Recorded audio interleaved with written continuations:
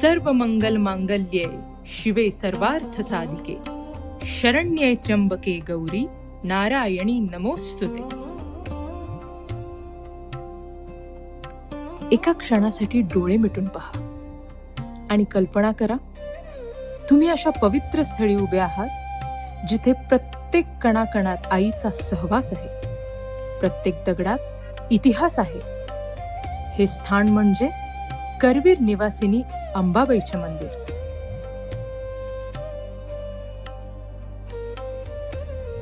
महाराष्ट्रातल्या 3.5 शक्तिपीठापैकी एक असलेले अंबाबाई मंदिर म्हणजे फक्त कोल्हापूरकरांसाठीच नव्हे, तर तमाम भक्तगणांसाठी असणारा ऊर्जेचा अखंड स्रोत आहे.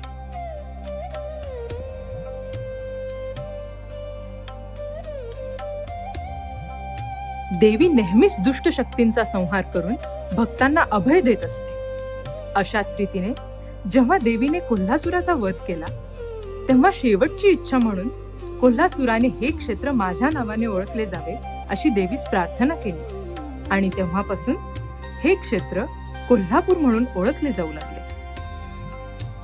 पहाटे जेव्हा 4:30 वाजता मंदिराचे दरवाजे उघडतात, तेव्हा असणारा घंटांचा नाद, आरतीचा आवाज आणि धुपाचा सुवास मंत्रमुग्ध करून टाकतो. इथल्या वास्तुकलेस हजारो वर्षांचा इतिहास आहे.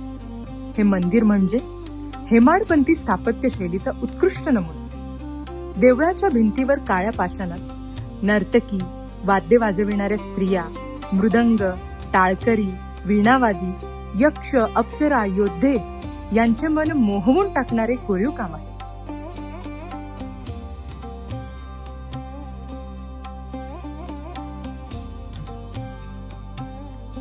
मंदिराचे 4 दरवाजे हे फक्त प्रवेशद्वारच नाही.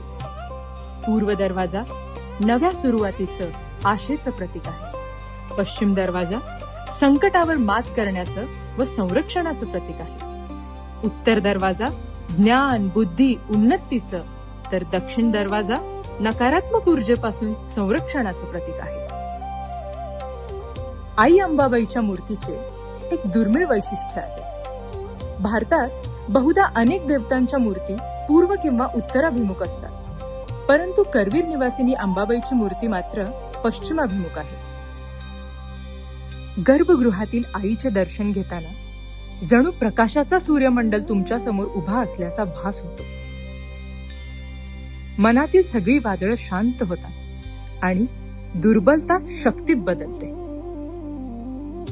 आई अंबाबाईचा भव्य, दिव्य आणि पारंपरिक पद्धतीने चालणारा नवरात्रोत्सव तर प्रसिद्ध आहेच, परंतु इथला किरणोत्सवही एक अद्भुत सोहळा आहे. हा सोहळा म्हणजे अनोख्या स्थापत्यशास्त्राचे एक उत्तम उदाहरण आहे. या सोहळ्यात वर्षातून 2दा म्हणजेच चैत्र व अश्विन महिन्यात मावळत्या सूर्यकिरणांचा देवीच्या मूर्तीला स्पर्श होतो. सूर्यकिरणे सरळ रेषेत गर्भगृहात प्रवेश करतात. पहिल्या दिवशी मूर्तीच्या चरणांना, दुसऱ्या दिवशी कमरेपर्यंत आणि तिसऱ्या दिवशी मूर्तीच्या चेहऱ्यावर येऊन किरणोत्सवाचा सोहळा पूर्ण होतो. कोण म्हणतं अंबाबाई, कोण म्हणतं महालक्ष्मी, कोण म्हणतं नारायणी, पण सर्वांसाठी ती एकच आदिशक्ती. आणि या आदिशक्तीला माझा साष्टांग नमस्कार.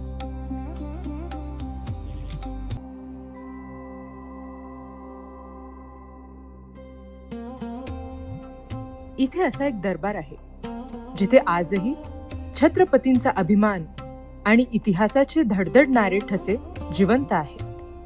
तो दरबार म्हणजे भवानी मंडप. याचं बांधकाम पाहिलं की लक्षात येतं, येथे राजसत्ता जगत होती. मोठ्या दगडी भिंती, नक्षीकाम केलेले लाकडी खांब, छत्रपती शाहू महाराजांनी शिकार केलेले आणि पेंडा भरून ठेवलेले वाघ, हरिण, गवा, एकूणच हे सर्व पाहत असताना पावले येथे आपोआपच रेंगाळतात.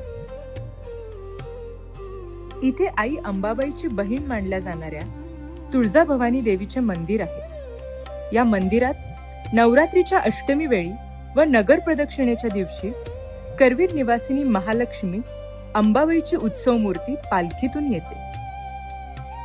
संभाजीराजे यांनी दिलेल्या माहितीनुसार शाहू महाराजांच्या कन्या राधाबाई उर्फ अक्कासाहेब महाराज यांच्या विवाह प्रित्यर्थ जुन्या राजवाड्यासमोर हा भवानी मंडप उभारण्यात आला. कितीतरी वर्षांचा काळ लोटला, पण इथली ऊर्जा, इथला दिमाग अजूनही तसाच आहे. जणू छत्रपतींची उपस्थिती आजही इथे जाणवते.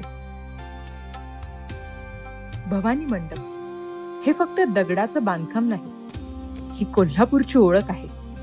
जो येथे येतो तो इथला राजेशाही वारसा अनुभवून जातो आणि आपसुकच मनातून आवाज येतो, जय भवानी, जय शिवराय.